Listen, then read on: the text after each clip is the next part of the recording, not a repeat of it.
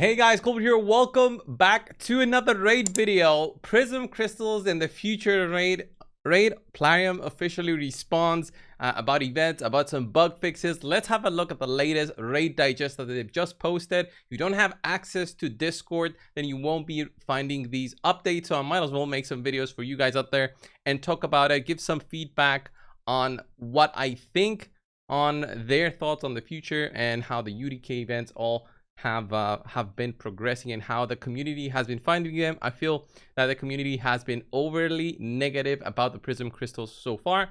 So let's have a look what Plarium actually says. Boom, there it is, the raid digest for the 25th of August with the new champion Sun Wukong. And let's see, clarification about the complicated game mechanics, Sun Wukong, Sheep, and Polymorph. Sun Wukong has a unique self-revive passive ability that brings him back 3 turns after he's down. Please notice that a turn of any champion present in the battle counts toward that revive. Enemy or ally. Yes, I've noticed that in a video recently. Additionally, Wukong is able to turn an enemy champion into a sheep with his A2, even if that enemy is under the stone skin buff. That sheep is nearly identical to the sheep produced by Polymorph Blessing. Nearly identical? All right, both sheep share the same parameters, including 150 sheep. Okay, transformation into sheep always resets the victim's turn meter. Please note, however, that the transformation doesn't affect the victim skills cooldown, so when the champion becomes themselves again, their skills will be on the same cooldown progress as right before being turned into a sheep. Cool. And then the only difference is that Wukong's transformation curse lasts 1 turn, whereas the polymorph powered one continues on for 2 turns. They could have just said this, that they are the same except for the duration. One is 2 turns, one is 1 turn. But it is nice to know about some other things like the 150 speed. I wasn't aware of that. And I just want to clarify that, let's say you're in a battle, there's an enemy champion that boosts, that locks out your team, their cooldowns. If you have a sheeped out champion and your team gets locked out, that sheep champion will not have his skills locked out. It's like it becomes a different champion on its own and it tries to lock out the sheep's cooldowns. So when the champion comes out of the sheep, they'll have their cooldowns. And if it's a reviver, let's say, you can revive your champions back up. Or if it's a Kaimar, they can reset the cooldowns of the team. Just have that in mind. For the future, maybe that comes in handy. So, known bugs and fixes. Emic Tronhunt's passive ability may accidentally increase his or his ally skill cooldowns, which it shouldn't do. Oh my god. The fix is on our schedule, but probably not for the nearest upcoming major update. Oh my god. For one of the for one of the hardest fusions we had recently, having such a stupid bug and not be in their nearest update, bug fix priority seems unbelievably stupid, because that can break your clan boss team. Because if it increases your cooldowns and you have a clan boss team that depends on cooldowns to be in tune, this is so stupid. Oh my god, how do they get away with this every time? This should have been priority number 1 to hotfix immediately, but I'm guessing they don't know how to fix it just yet. That's why it's not coming in the nearest major update. They're still trying to figure out why it's happening. Anyway, as we are sure you're well aware, some teams that include Corpulent Cadaver deal disproportionately high damage to Hydra. We know about the situation and are considering ways of bringing Hydra battles to better balance without making any involved champions weaker. We told them about this even before the Hydra Clash came out. We've already spent the resources on Corpulent Cadaver. Their wording here basically says that they wanna have Corpulent Cadaver work the way that he does, but not do billions of damage. I accept that, but if he still does 500 million damage, 1 billion damage, that will still be the strongest team and everybody will still be building it. Should we go that way again with the Hydra? I don't know. I don't know whether a rare should be much stronger than that. Should be the priority of everybody to build a team focused around boosting one specific rare champion's damage. I don't know. The easiest thing would have been to fix Corpulent Cadaver, but that would, I think, disappoint a lot of people out there, especially people who have been investing in this since forever.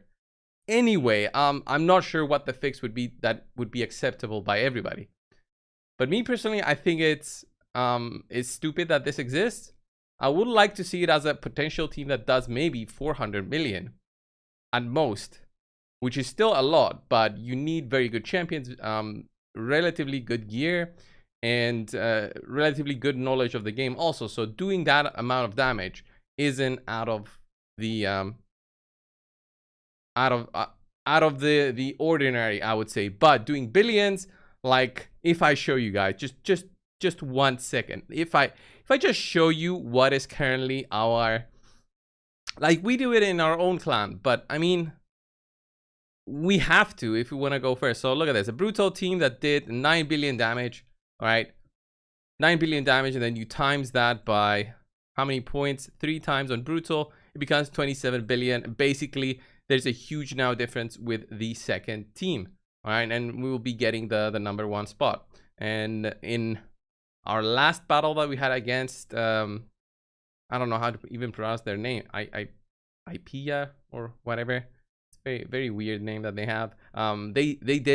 They had one person who did like 80 billion points. He did 20 billion damage on Nightmare. Insane. Let's continue. As for the other known bugs, such as inaccurate visualization of the points, their fixes are planned either for the next major update or one following after that.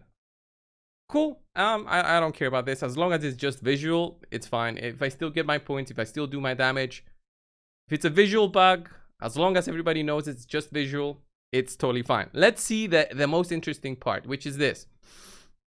Ongoing and upcoming events in Teleria. Since we receive lots of questions about enthusiastic players, please keep in mind that each such event may have different parameters, number of prisms to make a summon, different ways of getting prisms, depending on the champions involved in the pool. That's what I said to the start. They will adjust this with the quality of heroes that they add in there, the champions. They had like Duchess here this time around, which is an insane champion, and they thought $20 per summon seems reasonable. So they'll boost that number to however much they feel like it. And I expect a $50 per summon coming in when a void champion that is really wanted by people is coming. This is their cash cow at the moment. The person who thought about the Prism Crystals got a nice bump on his salary, I'm guessing, in the Plarium headquarters. Anyway, earlier we said that to participate in Hydro Clash, you can change your clan on Wednesday. To qualify for the chest rewards of the next Hydro Clash, you should join the new clan as early as possible. There's like a 30-minute difference, by the way. For us, there was like a 30-minute difference. Speaking of time-limited activities, please know that Death Knight has arranged an art contest. Okay, whatever. Finally, as for the upcoming clan, the clan tournament, it will feature personal rewards.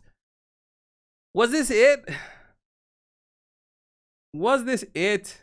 I saw this part, guys. Since we received lots of questions about enthusiastic players, I thought this was gonna be explaining something. I didn't read through it, and then I started recording. This is disappointing. I thought they would address the elephant in the room, which is not giving Prism Crystals to players out there through like an achievable mean, because this is a limited time event, and during that limited time event, I think we barely had enough events to give us 80 Prism Crystals. I got 50, and I did lots of summons on the one day that Taras was up, and I got 40. So there was another 20 through the Fire Night tournament, and I believe another 20 through another tournament, which it wasn't the Ice Golem one, but definitely through the Fire Night there was one which needed double the points that I had, almost 9,600, which is kind of insane. Only 3 people here from a tournament of 100 got the 20 Prism Crystals. That's how much people saw it and thought it is worth 1/4 of an epic, potentially. Well, most likely would have been an epic, those 80 Prism Crystals. So very stupid. I don't know what are their moves forward. The champion chase also doesn't have any Prism Crystals, and the 200 points here for the UDK birthday are sitting at 2,500, which is very disheartening also for people trying to hunt for that. UDK's party pack, okay, whatever. Yeah, the Titan event here, maybe I'll get the 3-star if some easier events pop up, but at the moment there's nothing easy popping out to help us. But there's this birthday catch up event coming in. Maybe this is like something very much easier than what we got used to so far this last week, that can give us some points. But I don't expect with Plarium, with the game, I found that it's better to expect nothing so that you're not disappointed, right? So when they give you something, you're like, yes, I never expected to get 72 energy for the Wukong login. They gave us like 72 energy, right? The other day, it was something about, they explained it in the raid chat. It was something about the 72, something with 72 and Wukong specifically from the lore, from the Chinese lore. So I'm okay with that, but they could have done 72 energy or 7 energy and 2 something else, 7 energy refreshes and 2 something else. They could have not 72 energy, not 3 runs on dungeons. Anyway, guys, this was the video. This was the raid digest. I thought it was gonna be way more, but it was clarifying something on Emic. You gotta be careful with that one. Everything else was kind of all right. This is their way of updating us with what they're working on and what is coming into the game. It's very cool that Wukong will be able to sheep out champions through the stone skin. That is gonna be game changing. But it's good that we had a clarification. That's it for today, guys. Thank you all for watching. Can't wait to get Wukong to actually test him out. I will be posting a video immediately once I get him. All right, test him out, max him out for you guys. Not really gonna wait for the CVC for that one, but yeah, this one was it for today. Thank you all for watching. Subscribe. I'll see you in the next one. See ya.